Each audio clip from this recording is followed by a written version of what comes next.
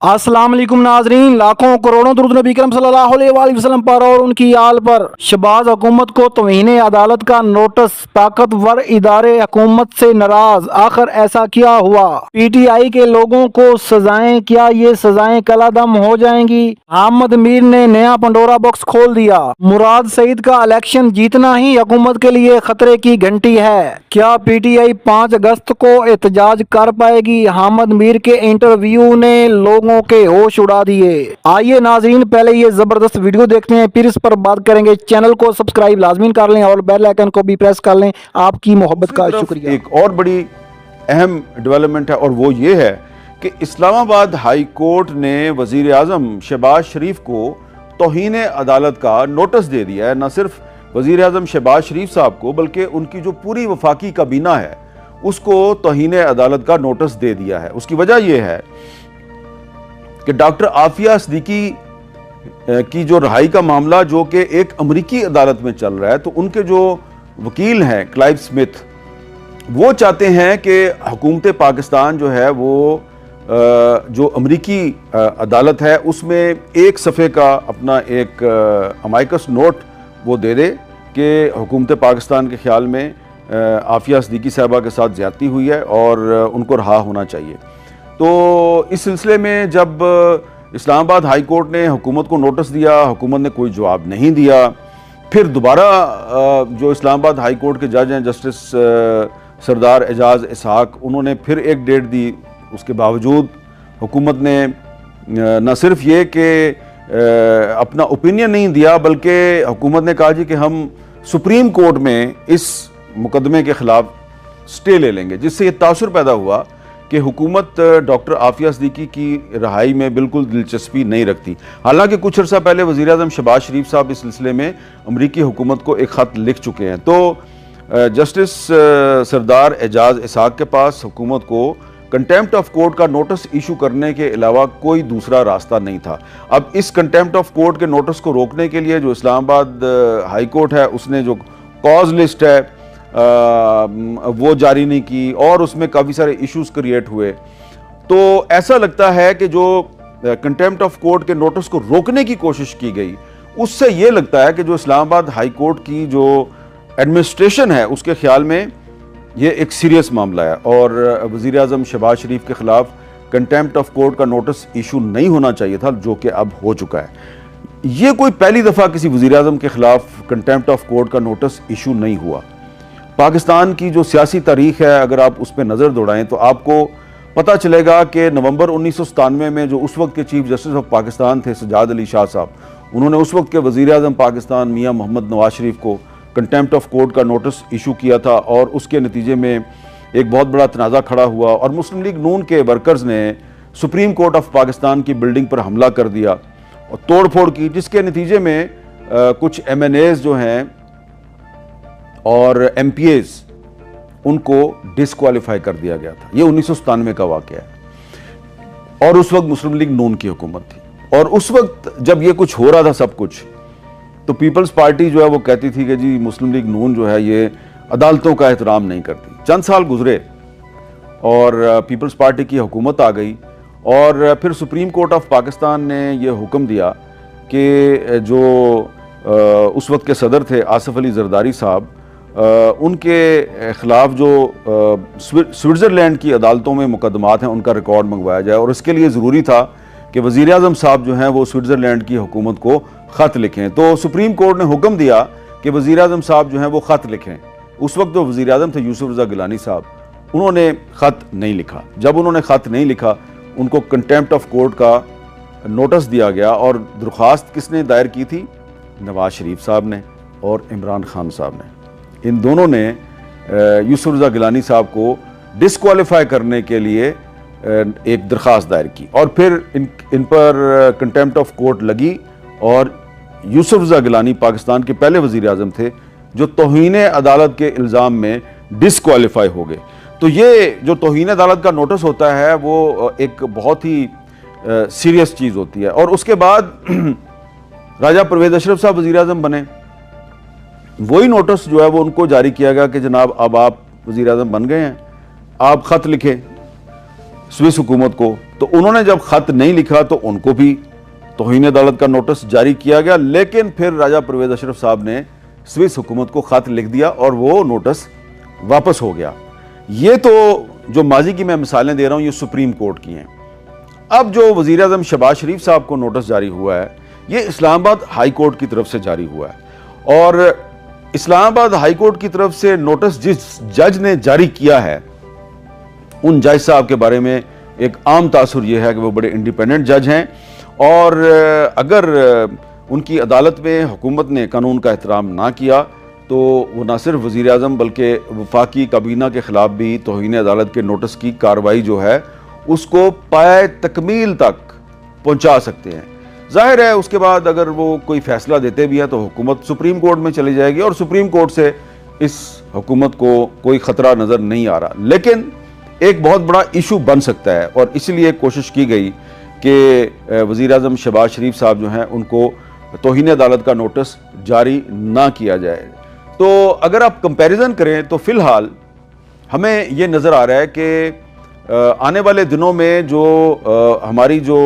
Lower courts ہیں وہاں سے کچھ ایسے فیصلے آنے والے ہیں جس کے نتیجے میں تحریک انصاف کے بہت سے رہنماؤں کے لیے بہت سی مشکلات پیدا ہو سکتی ہیں، اور اس کے نتیجے میں حکومت اور اپوزیشن کے درمیان کشیدگی بھی بڑھے گی۔ اور ظاہری بات ہے کہ جب تحریک انصاف کے سینئر رہنما جو ہیں ان کو قید کی سزائیں سنائی جائیں گی، وہ اپنی اس کے بعد نشستوں سے بھی محروم ہو سکتے ہیں، تو اس کے نتیجے میں ملک میں کوئی سٹیبلٹی تو نہیں آئے گی، سیاسی بے یقینی، سیاسی عدم استحکام میں اضافہ ہوگا، اور جو عدالتیں ہیں ان کی کریڈیبلٹی پر بھی مزید سوالات پیدا ہوں گے، اور یہ سوالات اس وقت پیدا ہوں گے جب تحریک انصاف کے رہنماؤں کو تو سزائیں سنائی جائیں گی، لیکن یہ جو اسلام آباد ہائی کورٹ نے وزیر اعظم شہباز شریف کے خلاف توہین عدالت کا نوٹس جاری کیا ہے، اس پر اگر کارروائی آگے نہیں بڑھتی اور تاخیری حربے اختیار کیے جاتے ہیں، اور پھر اس کے بعد اگر سزا ہو بھی جاتی ہے کسی کو، وزیر اعظم کو یا ان کی کابینہ کو سزا ہو بھی جاتی ہے، تو حکومتی ذرائع کا دعویٰ ہے کہ ہمیں سپریم کورٹ سے ریلیف مل جائے گا۔ تو اگر ایک حکمران جماعت کو سپریم کورٹ سے ریلیف ملتا رہا۔ ناظرین باقی ویڈیو دیکھنے سے پہلے میں آپ کو یہ بات بتا دوں کہ حامد میر کا یہ کہنا کہ پاکستان کی سپریم کورٹ سے ان کو ریلیف مل جائے گا، اس کی وجہ یہ ناظرین ہے کہ کیونکہ سپریم کورٹ میں جو آئینی بینچ بیٹھا ہوا ہے اس کو حکومت خود سلیکٹ کرتی ہے، اور وہ بینچ کبھی بھی شہباز حکومت کو سزا نہیں دے گا۔ دوسری طرف ناظرین میں آپ کو یہ بھی عرض کرتا چلوں کہ میں نے عمران خان کی سپورٹ میں ایک نیو چینل بنایا، اس کا لنک میں نے ڈسکرپشن میں دے دیا ہے، آپ سے گزارش ہے کہ اس چینل کو لازمی سبسکرائب کریں۔ آپ کی محبت کا شکریہ۔ خیبر پختونخوا سے جو سینٹ کی خالی سیٹیں تھیں ان پر الیکشن ہوا، اور الیکشن میں جو تحریک انصاف ہے اور جو خیبر پختونخوا اسمبلی کی اپوزیشن ہے جس میں مسلم لیگ نون، پیپلز پارٹی اور دیگر جماعتیں شامل ہیں، ان کے درمیان ایک سمجھوتا ہوا، اور اس سمجھوتے کے نتیجے میں حکومت کو 6 نشستیں مل گئیں اور جو اپوزیشن کی پارٹیاں ان کو 5 نشستیں مل گئیں۔ تو یہ جو ان کا ایک سمجھوتا تھا، ایک گیو اینڈ ٹیک تھا، اس پر بہت سے لوگ جو ہیں ان کا یہ خیال تھا کہ شاید یہ تحریک انصاف کی حکومت کے ساتھ یا اسٹیبلشمنٹ کے ساتھ کو بات چیت ہو گئی ہے اور جناب کوئی سمجھوتے کی طرف بڑھ رہے ہیں، اور جو خیبر پختونخوا میں ہوا ہے وہ اب مرکز میں بھی ہوگا، اور اس کے نتیجے میں کوئی سیاسی منظر میں تبدیلی بھی آ سکتی ہے۔ لیکن یہ تمام باتیں جو ہیں 24 گھنٹے کے اندر اندر یہ تمام تجزیے غلط ثابت ہو گئے۔ 24 گھنٹے کے اندر اندر ثابت ہو گیا کہ جو تحریک انصاف نے مسلم لیگ نون اور پیپلز پارٹی اور دیگر جماعتوں کے ساتھ جو خیبر پختونخوا میں سینٹ کے الیکشن میں جو ایک مفاہمتی فارمولہ بنایا تھا، وہ صرف ایک وقتی اور مقامی ضرورت تھی، اور اس کا پاکستان کی قومی سیاست سے کوئی تعلق نہیں تھا۔ وجہ اس کی یہ ہے کہ اس خیبر پختونخوا میں جو سینٹ کا الیکشن ہوا، اس سے بالکل اگلے دن 24 گھنٹے کے اندر اندر پنجاب اسمبلی میں جو تحریک انصاف سے تعلق رکھنے والے اپوزیشن لیڈر ہیں ملک احمد پھجر صاحب، ان کو 9 مئی کے کیس میں 10 سال قید کی سزا دے دی گئی، اور تحریک انصاف کے ایک اور ایم این اے احمد چٹھا صاحب، ان کو بھی 10 سال قید کی سزا دے دی گئی، اور بتایا جا رہا ہے کہ جو 9 مئی کے مقدمات میں جو دیگر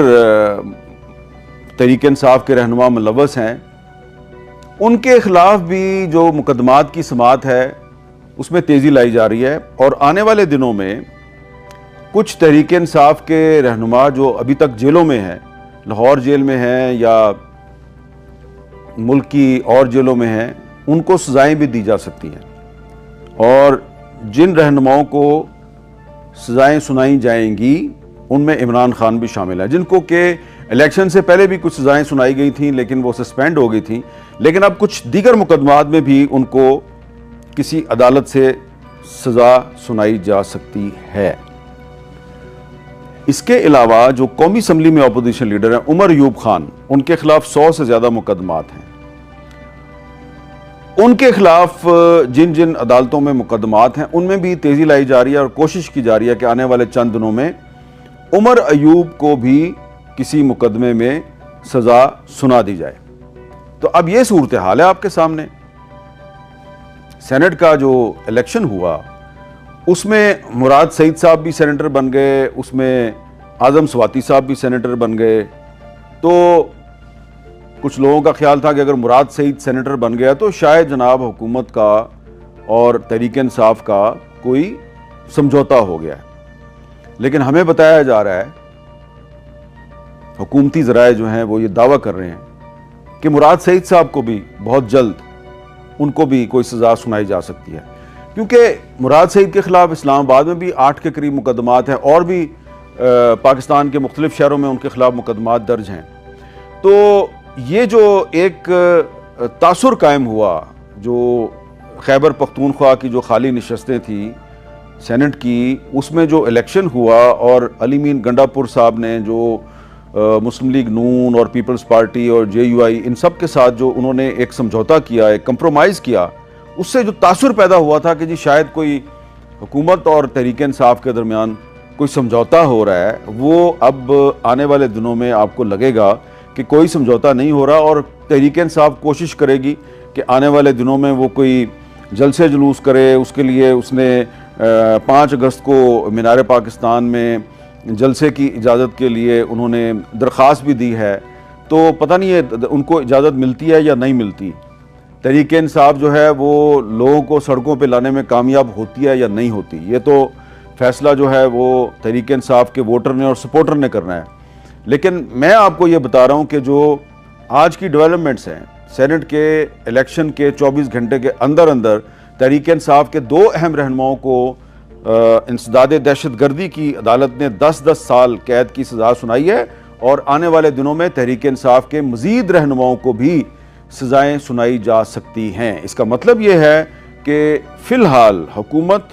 اور تحریک انصاف کے درمیان کوئی سمجھوتا نہیں ہونے جا رہا۔ جی ناظرین، آپ نے حامد میر کی گفتگو سنی۔ حامد میر کا کہنا تھا کہ پی ٹی آئی کے ساتھ ایک نئی زیادتی کا سلسلہ شروع ہو گیا ہے، پی ٹی آئی کے لوگوں کو سزائیں دی جا رہی ہیں اور یہ ٹرائل بہت تیزی سے ہو رہے ہیں۔ حامد میر کا یہ بھی کہنا تھا کہ یہ جو فیصلے ہیں یہ کہیں اور لکھے جاتے ہیں، اور جو ہماری لوور کورٹ ہیں وہ صرف یہ فیصلے پڑھ کر سناتے ہیں، کیونکہ لوور کورٹ کے اندر اتنی طاقت نہیں ہے کہ وہ اتنے بڑے فیصلے دے سکیں۔ ناظرین، دوسری طرف یہ بھی ہوا ہے کہ اب مراد سعید کی جو ہے وہ واپسی ہو گئی ہے۔ مراد سعید جو ہیں وہ اینٹی اسٹیبلشمنٹ ہیں، اور اسٹیبلشمنٹ کبھی بھی نہیں چاہے گی کہ مراد سعید جو ہے نا وہ حلف اٹھائیں۔ اگر مراد سعید حلف اٹھانے کے لیے آتے ہیں تو ان کو فوراً گرفتار کر لیا جائے گا، کیونکہ عمران خان نے مراد سعید کو خود کہا تھا کہ تمہاری جان کو خطرہ ہے، اگر تم اپنی جان بچانا چاہتے ہو تو تم چھپ جاؤ،